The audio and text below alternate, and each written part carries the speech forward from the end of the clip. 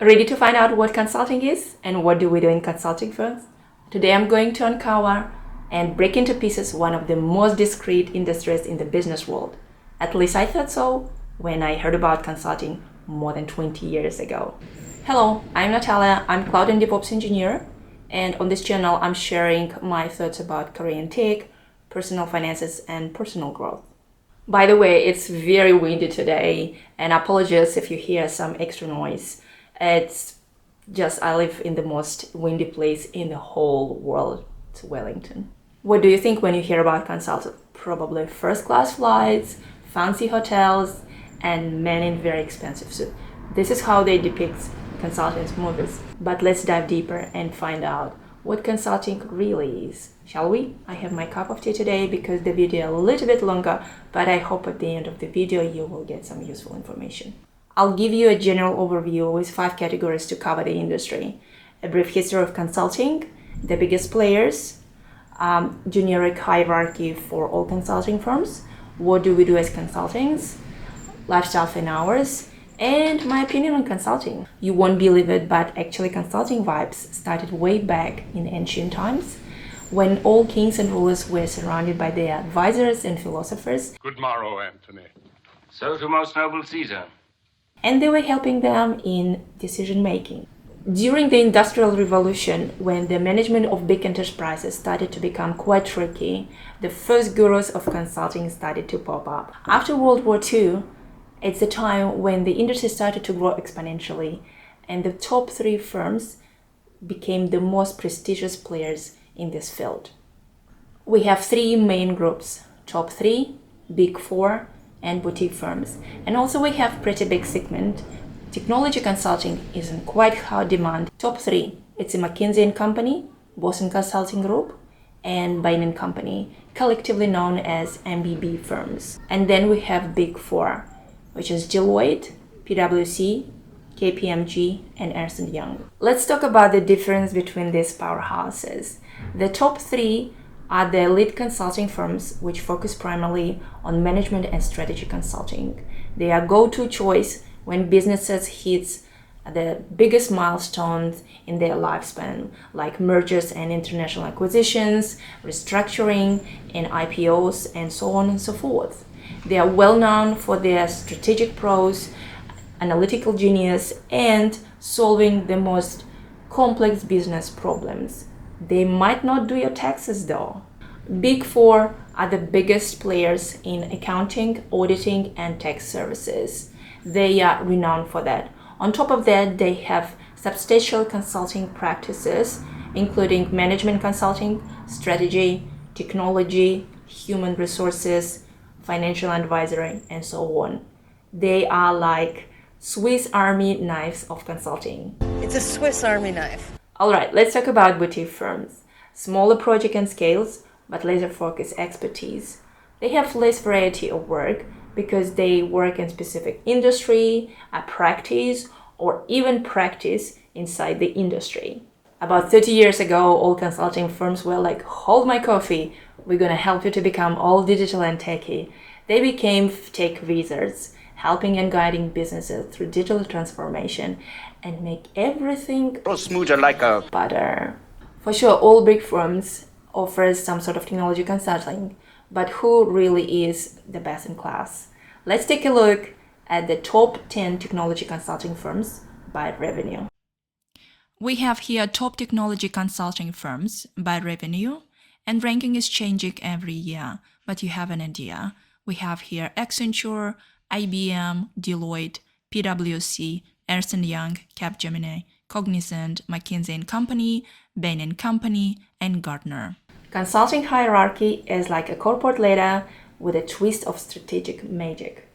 These are the typical ranks you'll find in these firms: analysts, associates, consultants, senior consultants, managers, directors, partners. Is more. Much more. Some firms have additional tiers like senior partners, executive partners, managing partners. These roles often vary between firms and can depend on their specific organizational structures. The beauty of consulting is each firm has its own flavor of hierarchy, and it might evolve as the company grows and adapts to ever-changing business landscape. Consultants are usually involved in two types of projects: advisory and implementation. They are hired to help clients to address various challenges, improve performance, make informed decisions, and achieve their goals. In an advisory type of engagement, consultant would be hired to advise the client on company's development and strategy, give business recommendations based on market data, provide specialized expertise on specific industries. Top 3, which is MBB, are focused on this type of work. Implementation involves actively assisting clients in executing and putting into action the recommendations and solutions provided during the consulting engagement. Consultants may be involved in various aspects of implementation depending on the nature of the project and the specific needs of the client. From my personal experience, the lifestyle and working hours can be different depending on what type of job we do, the industry we serve, and the client level of experience and expertise. The most known fact: long hours. During active project engagements, consultant may work long hours to meet deadlines and deliver results to client.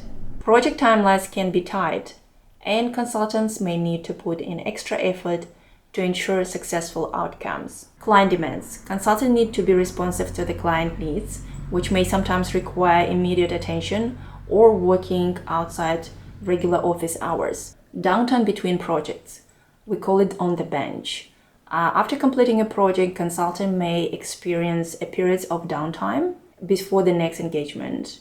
During this time, consultant may have more flexible schedules, but they have to actively seek new clients and projects and develop their expertise and skills. Work variety. Consultants work on diverse projects, which can be intellectually stimulating and offering exposure to different industries and challenges. Hybrid style of working and virtual teams. With the rise of remote work and virtual collaboration tools, many consultants have the option to work from home or from their own countries.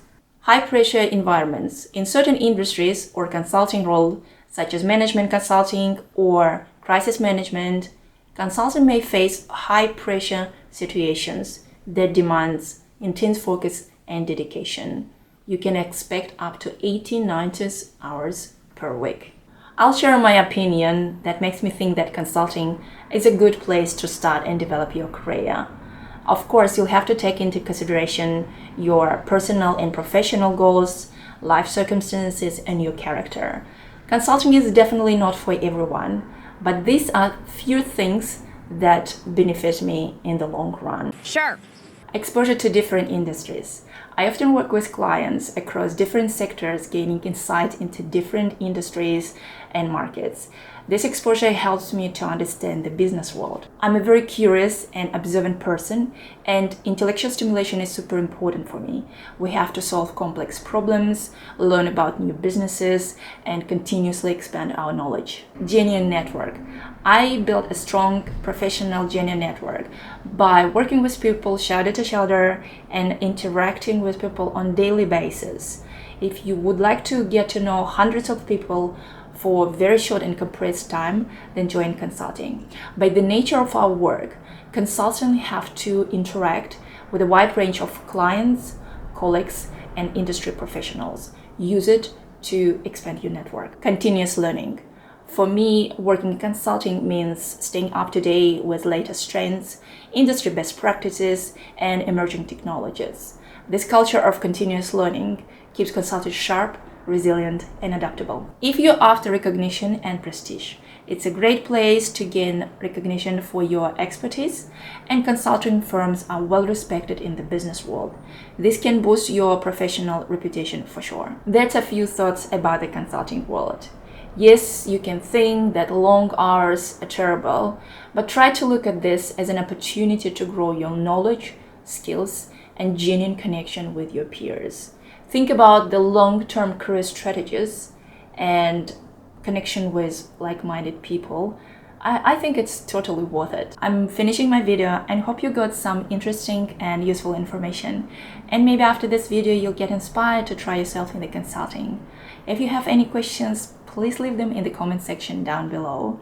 Enjoy the rest of your day and see you soon. Bye!